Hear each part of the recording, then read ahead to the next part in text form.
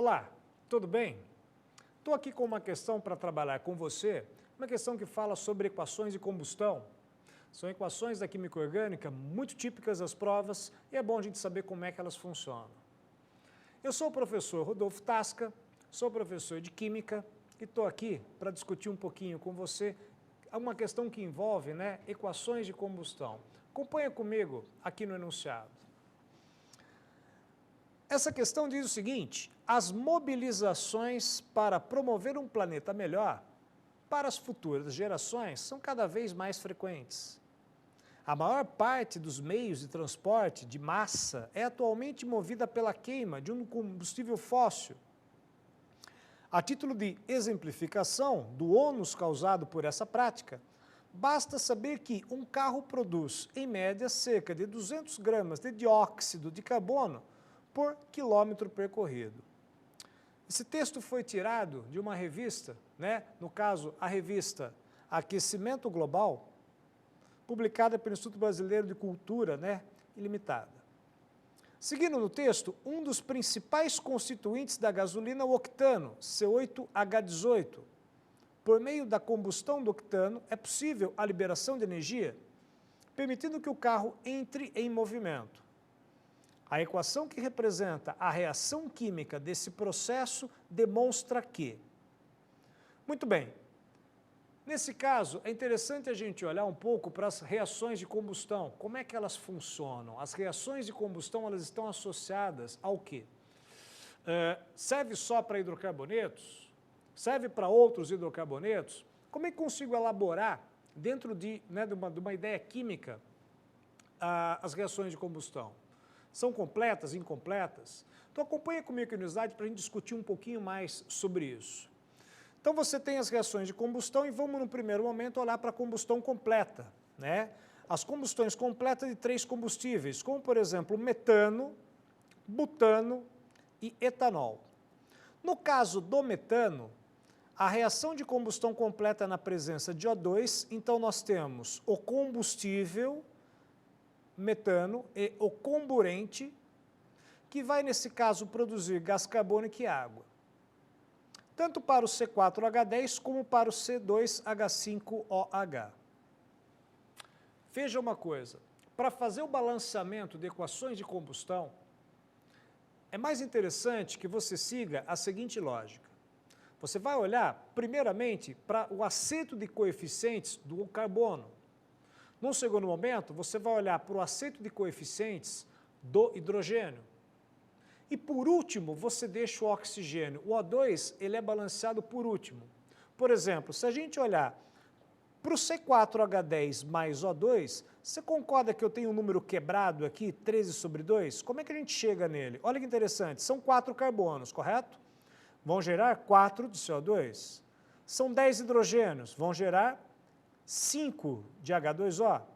Então, deixa esse cara por último. Quantos oxigênios eu tenho desse lado da equação?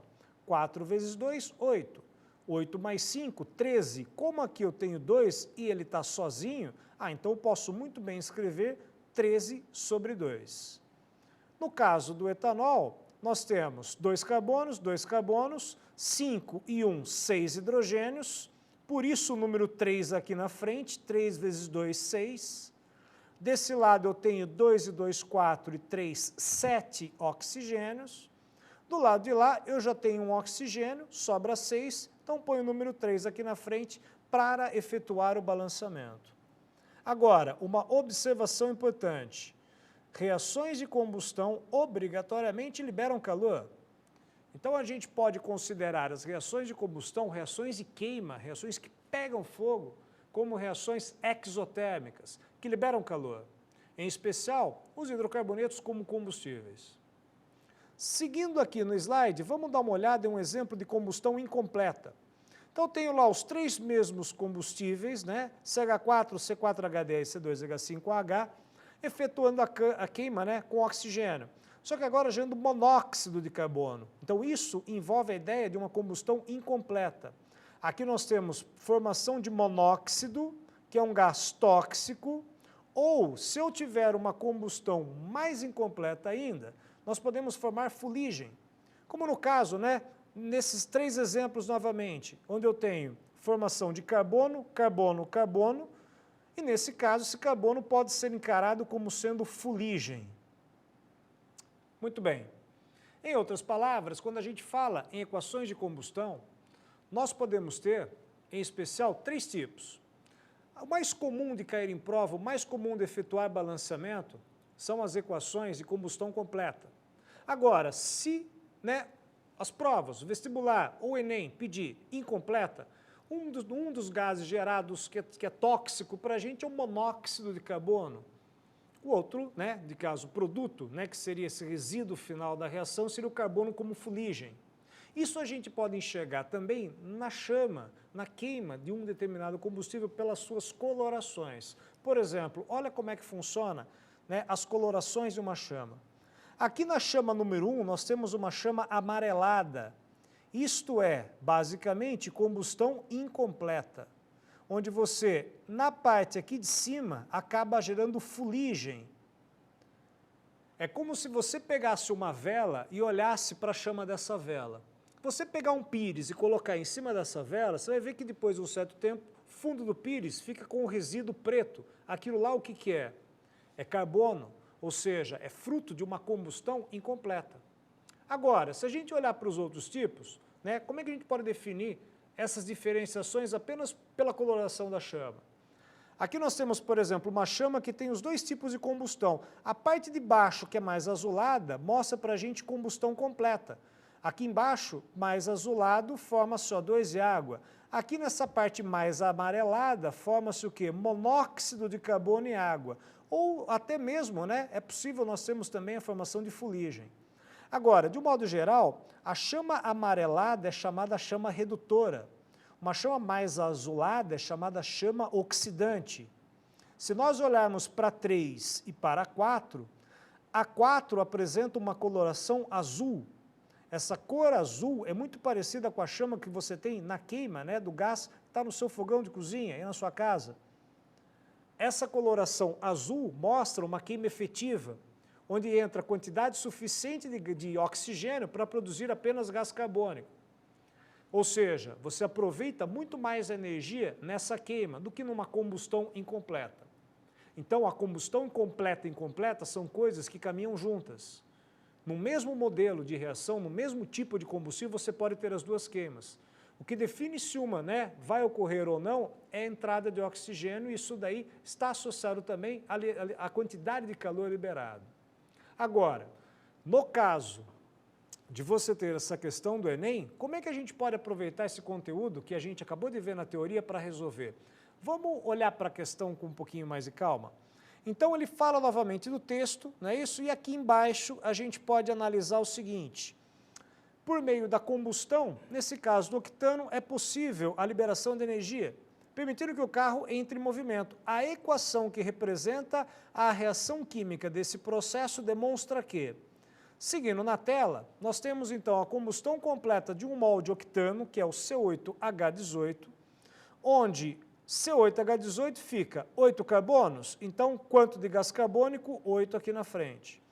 18 de hidrogênios, então que número na frente aqui? 9, pois 9 vezes 2, 18, acerta os hidrogênios. Primeiro, começo acertando o carbono. Segundo, começo acertando, vou para o acerto dos hidrogênios.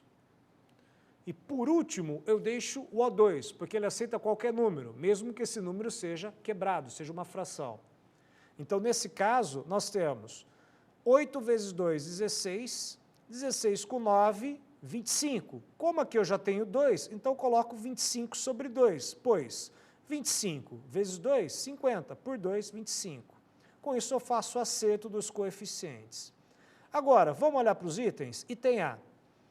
No processo, a liberação de oxigênio sobre a forma de O2, muito bem, as questões do Enem, dos 5 itens que a gente tem, um dos itens, eles podem ser descartados.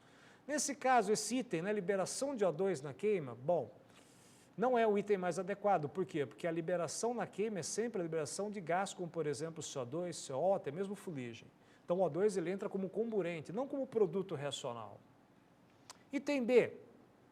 O coeficiente estequiométrico para a água é de 8 para 1 do octano? Não. Se a gente olhar para a equação, 8 para 1 é de gás carbônico e não da água. A água é 9 para 1. Letra C, no processo há consumo de água para que haja liberação de energia? Também não. O processo há formação de água. Um dos produtos dessa reação é água, mas como produto. Letra D, o coeficiente estequiométrico para o oxigênio é de 12,5 para 1 de octano? Ora, 12,5 não é a mesma coisa que 25 sobre 2? Bom, então espera aí. 25 sobre 2 e 12,5 são as mesmas coisas. Ah, então a alternativa correta deve ser a alternativa D de dado. O item E também não estaria correto porque a proporção de gás carbônico não é de 9 para 1, mas sim 8 para 1. Então, a gente tem uma questão que envolve apenas um olhar para o balanceamento de uma equação de combustão, mas é interessante essa discussão em termos de poder calorífico, liberação de gases, ou até mesmo liberação de monóxido de carbono, que é um gás tóxico, enfim. É interessante que a gente olhe com isso aí com mais calma, porque acaba, né, a incidência nos vestibulares, a incidência no próprio Enem, de questões que envolvem esse olhar para combustíveis e sua queima, ela é bem intensa. Espero que eu tenha te ajudado, tá? E até uma próxima aula.